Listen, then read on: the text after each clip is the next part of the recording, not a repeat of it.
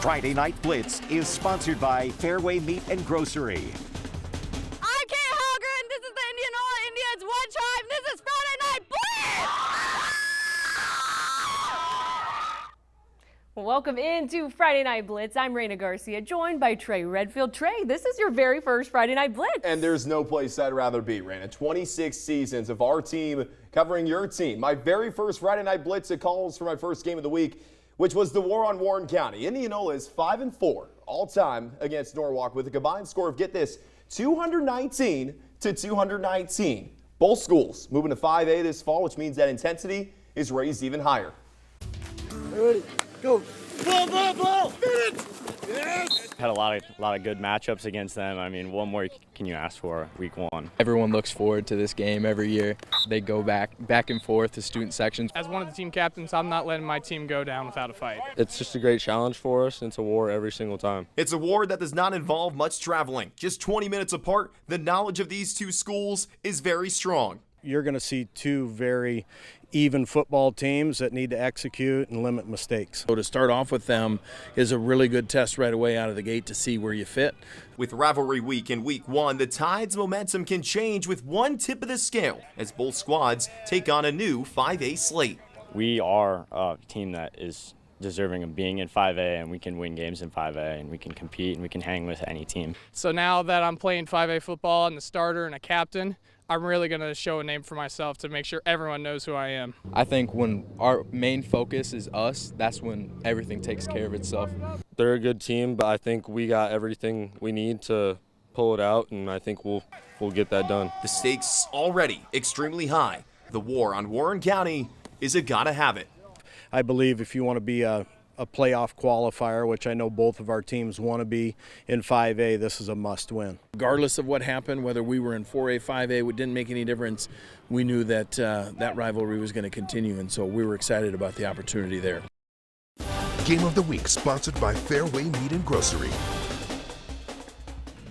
And each team had to do their part in the first chapter of this year's Cross-County Cup. Not far from each other at all, and we were even closer to some early fireworks. Second drive of the game, Asher Brick lets it fly. The lefty with a dart to his junior receiver, Rylan Hilton, for the 47-yard score. Hilton doing his thing, shrugging. No biggie. No biggie as well for Eli Robbins. The senior does it all for this Norwalk team. You heard him just a couple of seconds ago, right? If the Warriors just focus on themselves tonight, they'll be all right. Robbins was locked in on himself here. A one-man show all the way to the end zone for a 98-yard kickoff return to tie things up at 7. Just one play after the Indians' tutty. Number one gets it done. Turnovers did sting Norwalk, though, in the second quarter. Just one to its name in the first half, but what could have been here, right? Warriors fumbled the football. Draven Westcott on the recovery. Momentum for an Indian team that scored on the last play of the first half and scored a couple of more as well in the second half. Final score tonight, Indianola 28, Norwalk 14. All right, let's hop on over to the CIML where we have the Johnston Dragons hosting the Waukee Warriors. The Dragons getting off to a good start here. Trevin Hemling throws a bomb to his guy Bryce Beecham. It's an 84-yard touchdown to get the Dragons on the board 7-0. Johnston was getting it done on defense as well. Zachary Greider intercepts the pass here, intended for Waukee's Xavier Gutierrez. A nice hop there, good awareness, and we're headed the other way. But the Warriors were showing some stout play on defense as well. Mason Moritz, Caden Crispin, and Evan Jacobson all collapse in there for the sack. It's a loss of 9 on the play, but the Dragons are able to hold off Waukee in a low-scoring affair, 13-3. Rowan Doken Centennial trying to slay the Dragon tonight. Four-time defending state champion Southeast Polk. Drew Thompson had some other plans. 2 yards out, it's all Drew needed. 7-0 Southeast Polk with the lead. First play of the second quarter. Braden Lewis told me a couple of weeks back when we were doing our high school football previews, Randa, to be where your feet are. Be where your feet are, and you can have a punt return like this one. Special teams, take notes. It puts the Rams in a very good spot, even though it didn't come into fruition on the ensuing drive, the snap being botched here. The Rams would lock in later. 3 touchdowns follow for Southeast Polk, who would go on to win 30-14. Well, it is one of the most storied rivalries in the state. Two CIML powerhouses and a Dowling Catholic Valley going head-to-head tonight. We'll send it out to Dave Bingham with the highlights. Officially, 25 years of the Friday Night Blitz in the books. This is year 26. You know, in those first 25 years, 21 championship teams came from the large schools here in Central Iowa. 15 of those titles, Valley, Dowling. Dowling's won 5 straight regular season games. Valley got the one in the Dome last year. Let's get ready for the feud. Gary Swenson looking things over, knows that up front and special teams important, and Valley has kind of a tough snap, a late snap on this punt early in the first quarter, and Jackson Miller makes sure that Valley goes nowhere. And then on third down, with good field position, Ian Middleton takes it in. 7-zip Maroons in the first, still in the first. Valley, Drake DeGroot gets the ball to one of the best players in the state, Jaden McGregory, going to Louisville. Big gain, but Valley's got them a rolling ball of butcher knives, and Blake Dorenkamp, this junior, good running back, huge gain up the middle, sets up a field goal. Conley Harn puts it through 7-3. Dowling still on top. In the second quarter now, Valley on the move, but Ryan Bobo says no. He gets Dorenkamp stuck right there, but this is where DeGroot's really good. Experience comes back a couple plays later. Boom, hits McGregory for the touchdown. 10-7 Tigers. Dowling has the answer. Nahas starts going to the air, hits Jeffrey Roberts for this 21-yard pickup. That sets up a field goal for Ryan Kuhn. Knocks it in. We are tied at 10 at the half. Second half, Drake DeGroot, 22 yards, takes this one in. Valley goes up 7, and then Dowling hits a bomb. Nahas to Roberts, 80 yards. This game's tied. The Tigers had a field goal. It's 2017. Then late in the game, after a safety, they get a big pick from Moore right there. 20-19, the Tigers get the victory. You can never tell what this means for state titles, but for tonight, the kids from Valley High School can say they beat Dowling to start the regular season. Glad the regular season started. That's going to do it from West Des Moines. All of our extended highlights, of course, on our Dome Dynasty social media. We'll send it back to you guys in the studio.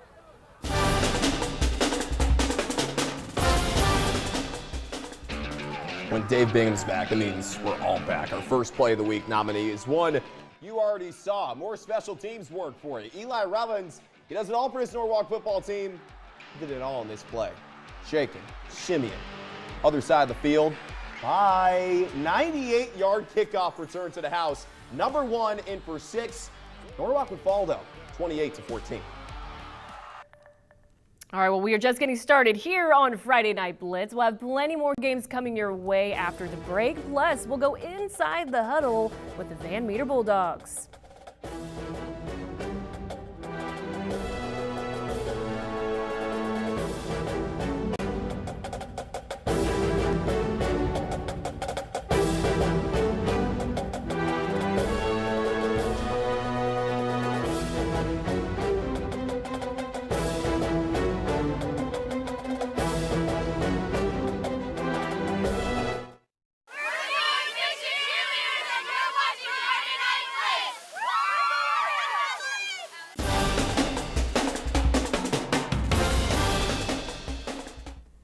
Well, our first Inside the Huddle this season features the Van Meter Bulldogs. And last season snapped their state title streak, but they know past success is just that, in the past, and they have their sights set on what's in front of them.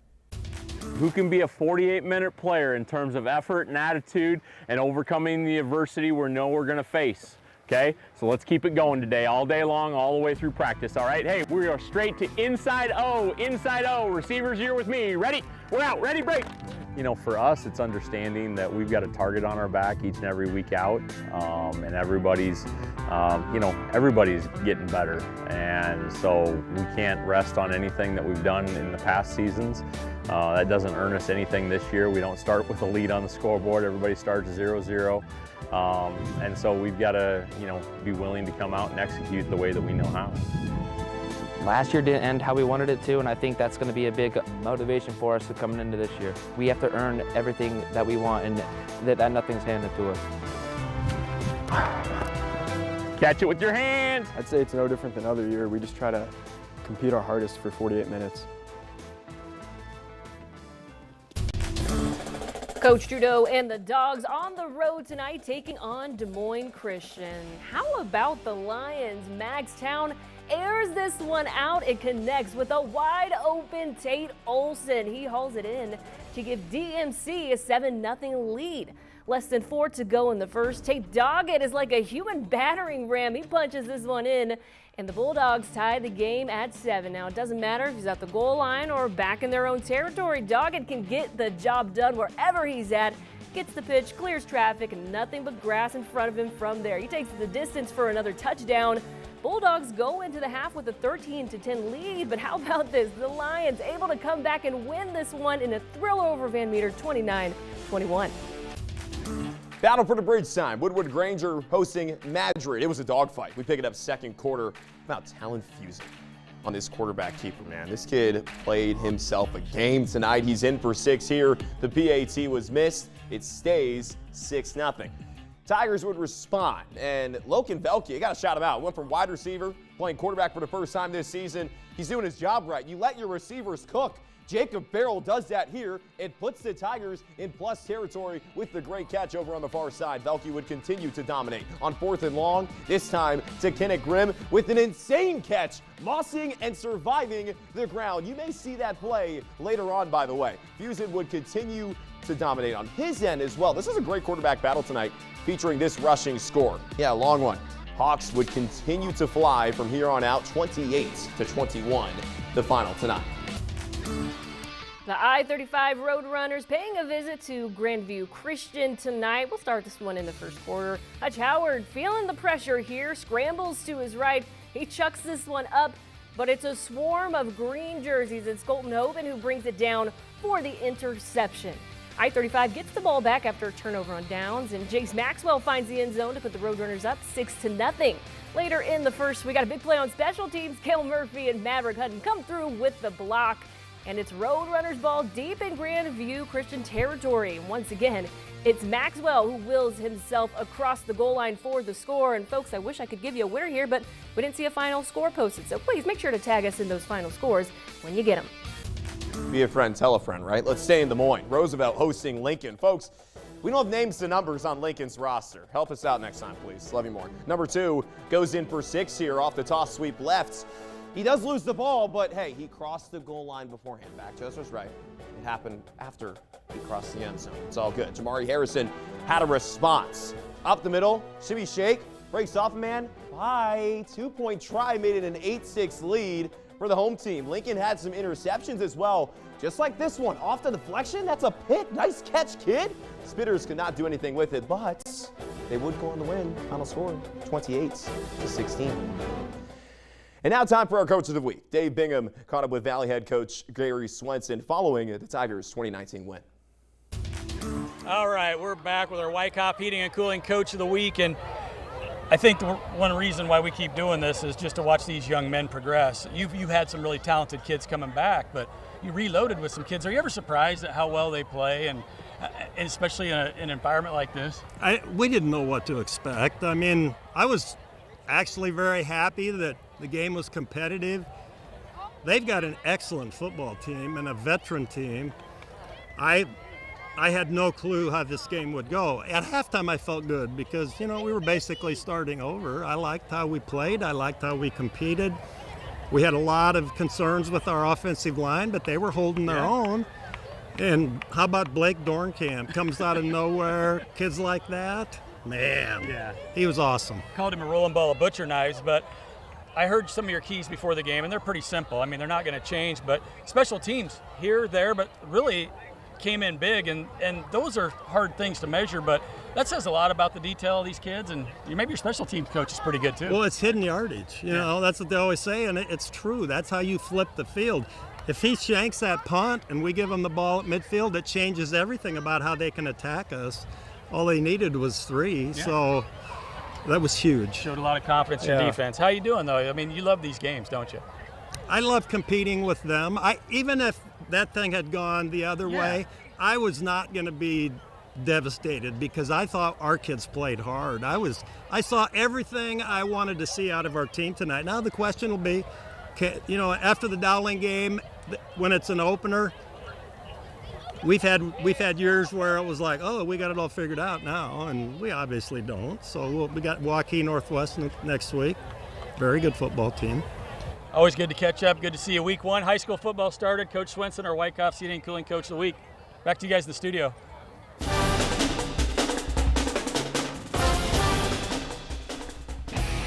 All right, let's check out our second play of the week nominee. You just saw it. Madrid facing Woodward Granger.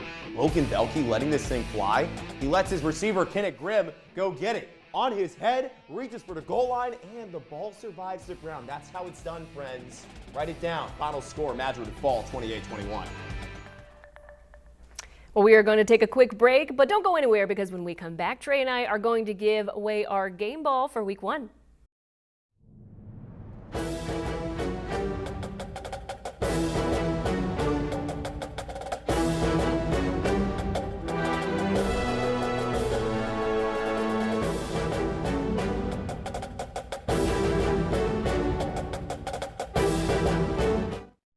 My name is Keelan Selby, and this is the Warrior Student Section. Yeah! And you're watching Friday Night Blitz.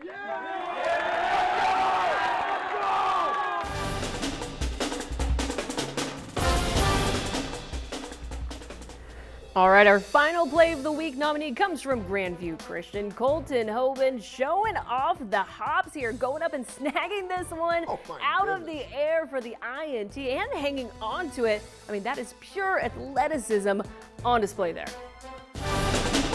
Game Ball, sponsored by Fairway Meat and Grocery. All right, it's time to give away our game ball for tonight. Trey, you saw this up close and personal. Who we got? Asher Brick, Indianola Southpaw Slinger, there we go, balled out tonight, right now. Kept it simple. When we chatted on Tuesday, he kept it simple tonight. Senior quarterback threw for a touchdown and then ran for 3 more. Brick would go on to help the Tribe roll in their first game in 5A in over 10 years, 28-14 tonight over its bitter rival, Norwalk. All right, well, we are heading down the home stretch here on Friday Night Blitz. After the break, we'll reveal the first play of the week winner this season.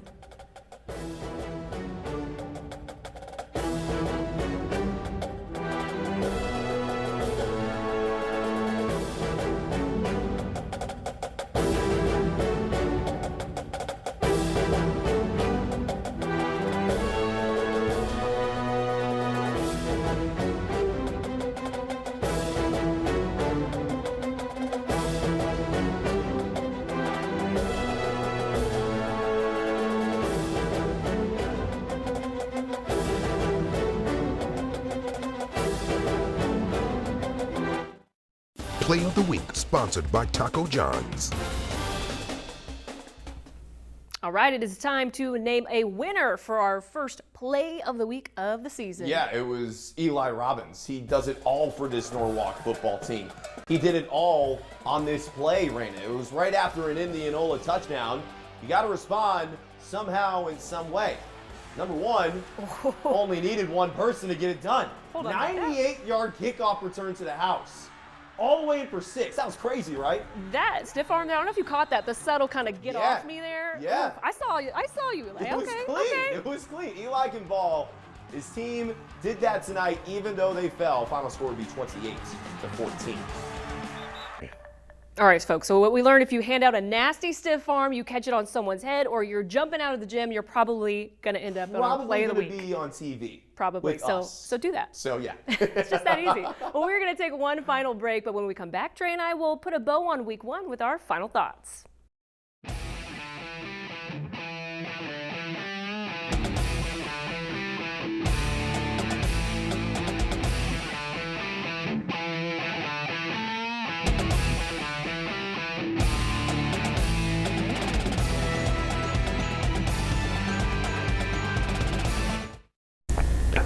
All right, well, let's wrap this thing up. Trey, this is your first Friday Night Blitz of the season. What are your thoughts? How are you feeling? My thoughts are that Iowa high school football is awesome. Sidelines are great. The intensity is amazing. I mean, the fact that I got to go to a rivalry game in week 1 is really, really cool. It's the reason why we both picked it to be the game of the week, right? But that's right.